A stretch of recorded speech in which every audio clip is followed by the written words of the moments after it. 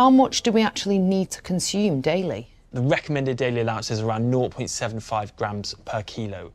But listen specifically to what he just said there, right?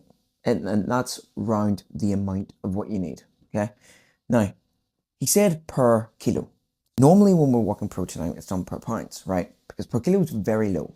It's extremely low. Sometimes authority figures overstep their mark and overstep their intellectual bound. And a prime example of that is what we see in this video. So the doctor mentions specifically about protein amounts, okay? The amount that he gives is the sort of, what you need is, I think, utterly wrong.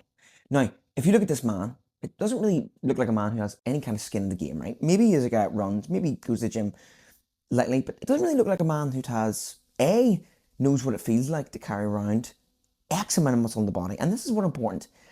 The experts do not know what it feels like to carry around a huge amount of muscle in the body. What that feels like, the demands of that, what's required to do that, they have no idea.